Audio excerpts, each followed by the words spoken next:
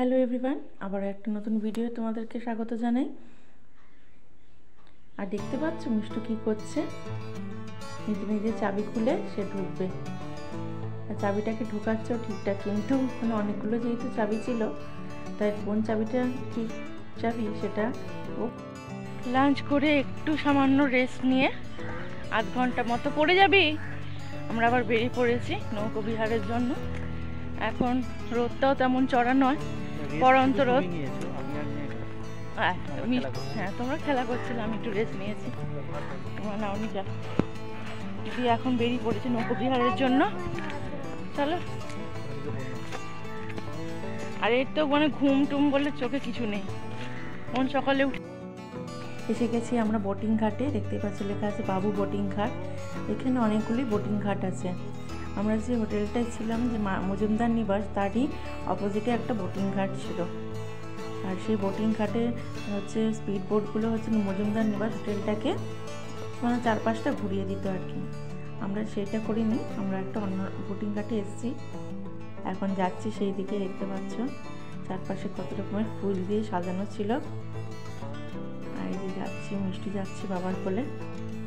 আর এই দেখো, আমরা শেয়ারে গেছিলাম, শেয়ার বোট করেছিলাম। পার্সোনালও করা যায়, পার্সোনাল করতে গেলে কত 2500 না 3000 পড়ে। আর যেহেতু অনেকটাই বিকেল হয়ে গিয়েছিল, 4:30 5টা, সব জ্যাকেট পরে নিয়েছি। শেয়ারেই আমরা এবার স্পিড বোটে উঠবো।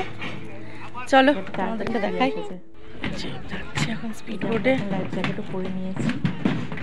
যাচ্ছি স্পিড বোটে উঠতে। স্পিড বোট রেডি হয়ে গেছে। পাশে 3টে, ওই পাশে 3টে, 6টা সিট আছে ছিল। আর এই দেখো স্পিড বোট ছেড়ে দিয়েছি, কি সুন্দর লাগছে।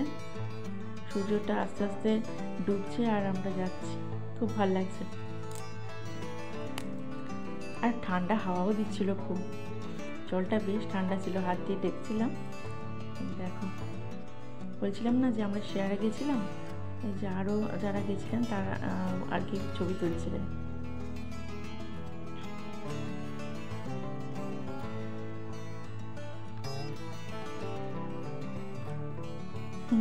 একটু দাঁড়িয়ে পড়ে ছবি তোলা আর কি। কিন্তু যেই দাদা নিয়ে যাচ্ছিলেন তিনি বলছিলেন যে দাঁড়াতে না, চলার সময় আর কি বসতে বলছিলেন। এখানে 4টে না 5টা জায়গা আমাদেরকে ঘুরিয়েছিল। এই যে জায়গাটা আমরা এখন যাচ্ছি সেটা হচ্ছে ছোট পাহাড়। এরই সামনে দাঁড়িয়ে ছিল। আর ওখানে অনেকে নেমেও ছিল, কিন্তু স্পিড বোটে করে গেলে যে জায়গায় যাবো সেই জায়গায় নামতে দেয় না। এখন আমরা যাচ্ছি অন্য একটা দ্বীপে। বেশ ভালো লাগছিল ঘুরতে, আর মিষ্টিও খুব এনজয় করছিল। এই দেখো না,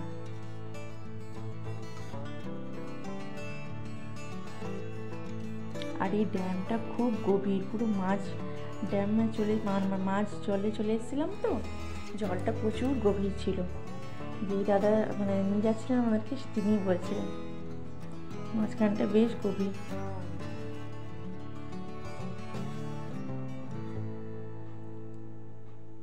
খুব হাওয়া দিচ্ছিল বলে মিষ্টুকে টুপি পরে দিয়েছিলাম।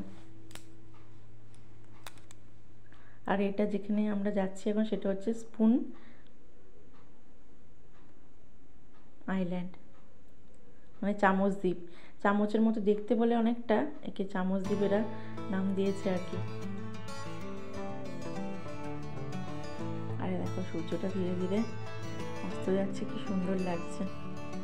জলের উপর পড়ছে সূর্যের আলোটা, খুবই ভালো লাগছে।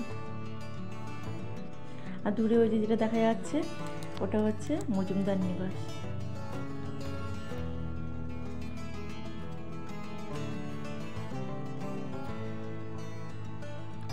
আর দূরে ওই যে দেখতে পাচ্ছ কাঁচ কাটার মতো, ওটা হচ্ছে লক গেট।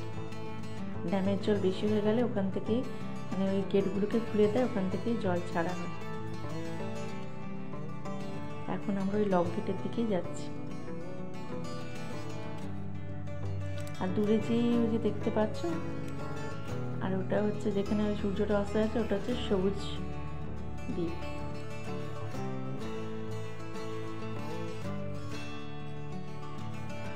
স্পিড বোটে ঘুরতে খুব একটা বেশি সময় লাগলো না, মানে যেতে তো সময় লাগে না, তাড়াতাড়ি করে চলে যাওয়া যায়।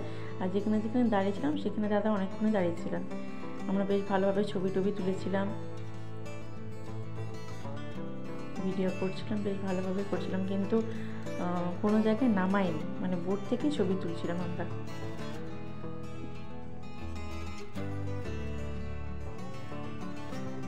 আর এই দেখো ঘুরে আমরা চলে এলাম। অ্যানিভার্সারি দিনটা বেশ ভালোভাবেই কেটেছিল, খুবই সুন্দর কেটেছিল।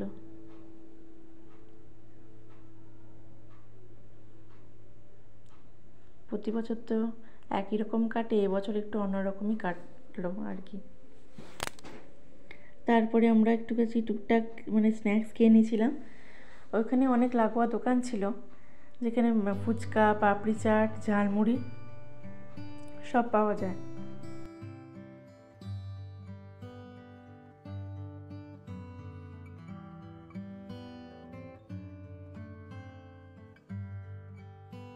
বোটিং করার পর আমরা চলে এসেছিলাম হোটেলে।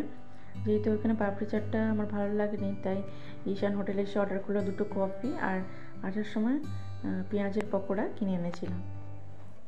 আর সেটাই হোটেলের রুমে বসে খাচ্ছিলাম আর কি, ফ্রেশ হয়ে।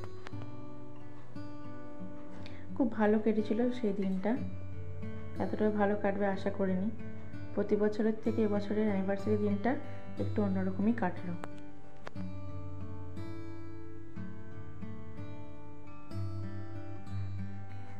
আর কয়েকটা ফটো তোমাদের সাথে শেয়ার করলাম, যেটা ওই বোটিং করার সময় তুলেছিলাম। আর এটা হচ্ছে পরের দিন, অ্যানিভার্সারি পরের দিন, যেদিন আমরা চলে আসব। সেদিন সকাল সকাল উঠে পড়েছি, কারণ গোছ গাছও ছিল, কারণ ঘরের জিনিসপত্র সব এলোমেলো ছিল, জামা কাপড় সব কিছু। আর তাই সকালবেলা উঠে জামা কাপড় গুছিয়ে ফ্রেশ হয়ে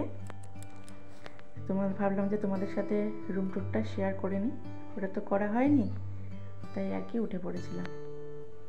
আর খুব মিস করছিলাম এই ভিউটাকে, এই জায়গাটাকে, কারণ খারাপ লাগছিল যে এই জায়গাটাকে ছেড়ে যেতে হবে, এতদিন ধরে ছিলাম। মায়াতনে 1-2 দিনের জন্যই ঠিক আছে, কিন্তু আমরা যেহেতু বললাম যে ট্রেনের টিকিট পাইনি, তাই আমাদের একদিন একটু বেশি থাকতে হলো। আর চলো তোমাদের সাথে শেয়ার করে নিই রুমটা। আমরা ছিলাম হচ্ছে 104 রুমে। ওই যে মিষ্টু চাবি খুলবে, দেখছো তো কেমন করছে। আমরা নন এসি রুমে ছিলাম, যেখানে ছিল 2টো বেড, ছিল একটা বড় টেবিল, একটা ড্রেসিং টেবিল, 2টো চেয়ার, বেডের সাথে ছিল 2টো পিলো, 2টো ব্ল্যাঙ্কেট, আর একটা ওই ছোট্ট সেন্টার টেবিল মতো, আর টাওয়াল ছিল। আর এই ভিউটা দেখো, প্রতিদিন সকালে উঠেই তো আমি জানলার পর্দাটাকে সরিয়ে দিতাম, জাস্ট বসে বসে কিছুক্ষণ এই ভিউটাকে দেখতাম, এনজয় করতাম, তারপরে ফ্রেশ হতে যেতাম।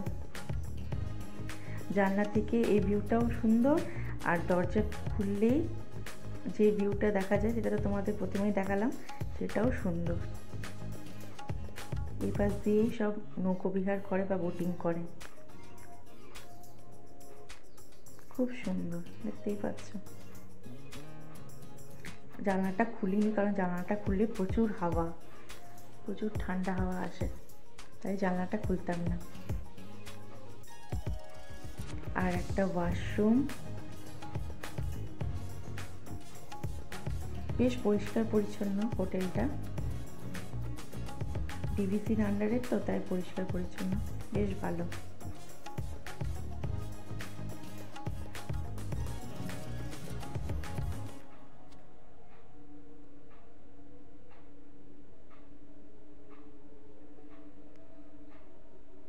দেখতে পাচ্ছ আমাদের ব্যাগ গোছানো প্রায় কমপ্লিট, তো টুকটাক যেগুলো আছে সেগুলো আমরা গুছিয়ে নেব। আমাদের হচ্ছে হোটেল চেক আউটের টাইম হচ্ছে 12টা, আর চেক ইনও হচ্ছে 12টা। আমাদের ট্রেন ছিল হচ্ছে 5টা কততে বিকেল। আমরা লাঞ্চের পর মানে ওর রুমটা ছেড়ে দিয়েছিলাম, কিন্তু ব্যাগগুলো ওই ডাইনিং হলে রেখে আর একটু কিছুক্ষণ সময় কাটিয়ে পার্কে তারপরে আমরা বেরিয়েছিলাম। ওনারা মানে এতটাই ওনাদের সার্ভিস ভালো ছিল যে আমাদের খুব ভালো লেগেছে। হোটেলের খাওয়া দাওয়া থেকে শুরু করে মানে ওনারা যারা ছিলেন ওনাদের ব্যবহারও খুব ভালো ছিল। এই যে এবার আমরা বেরিয়ে পড়ছি। এখানে ব্যাগগুলোকে রেখেছিলাম, ওই যে ঈশান ব্যাগ নিয়ে আসছে। একটু খারাপ লাগছিল যে চলে যেতে হবে। দেখো আমরা স্টেশনে চলে এসেছি ট্রেন ধরার জন্য। আর মিষ্টু হচ্ছে যখন আমরা অটো করে আসি গাড়িতেই ঘুমিয়ে গেছিলো, দেখো ঘুমোচ্ছে ঘরে।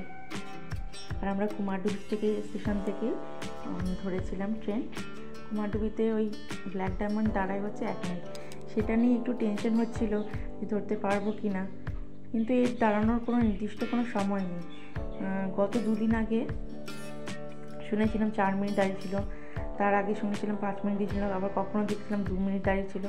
মানে নির্দিষ্ট কোনো টাইম নেই যে কত মিনিট ধরে দাঁড়ায়, তাই আর কি টেনশন হচ্ছিলো। কিন্তু শেষমেশ আমরা ট্রেনটা ধরতে পেরেছিলাম দৌড়ে দৌড়ে। চলো ভিডিওটাকে এখানেই রাখছি। যদি ভিডিওর কোনো কিছু অংশ ভালো লেগে থাকে তাহলে প্লিজ চ্যানেলটাকে সাবস্ক্রাইব করো, লাইক করো, কমেন্ট করে জানিও। দেখা হচ্ছে অন্য একটা ভিডিওয়ে। ততক্ষণ তোমরা ভালো থেকো, সুস্থ থেকো, বাই।